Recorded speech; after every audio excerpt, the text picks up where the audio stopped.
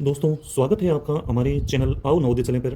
हम जवाहर नवोदय प्रवेश परीक्षा 2027 की बिल्कुल निःशुल्क तैयारी कराएंगे आपको, और संपूर्ण तैयारी कंप्लीट।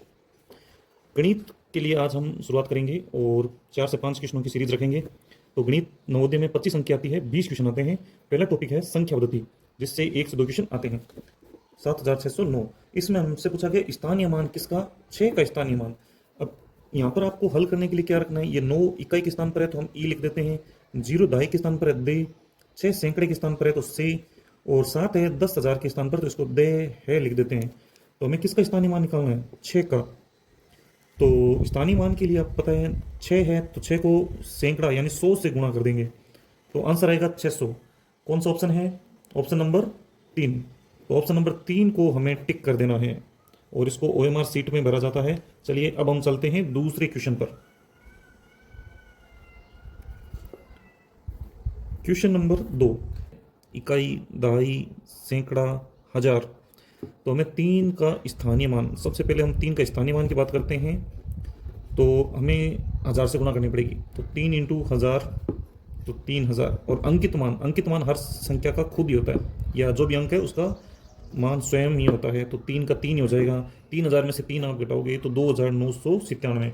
कौन सा ऑप्शन आंसर हो जाएगा, ऑप्शन नंबर 2। इसको हम टिक कर देंगे।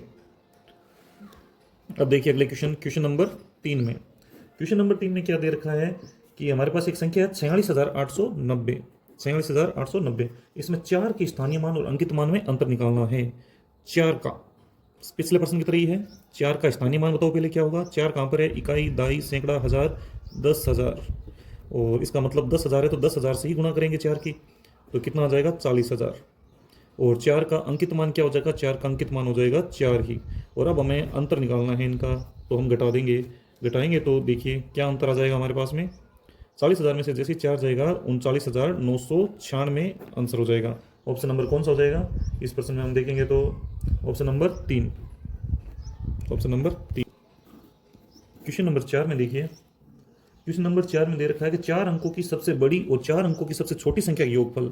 तो 4 अंकों की सबसे बड़ी संख्या हमेशा ध्यान रखिए 9 से बनती है, अंक 9 के यूज से, 9 9 9 4 बार 9। और 4 अंकों की ही सबसे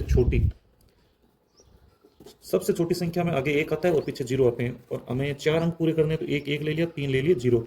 और अब हमें इनका योगफल निकालना है, मतलब इनको जोड़ना है। तो देखिए आंसर आ जाएगा 10,999। 10,999 हमारे कौन से ऑप्शन में है, तो 10,999 है ऑप्शन नंबर 3 में। चलिए इसका भी आंसर निकल गया है। अब हम बात करते हैं अगले प्रश्न, क्वेश्चन नंबर 5 में। क्वेश्चन नंबर 5 में बात करें तो 4 अंकों की हमें सबसे बड़ी, 4 अंकों की हमें क्या देखना है, सबसे बड़ी संख्या। तो सबसे बड़ी में अभी हमने देखा था तो 9,999।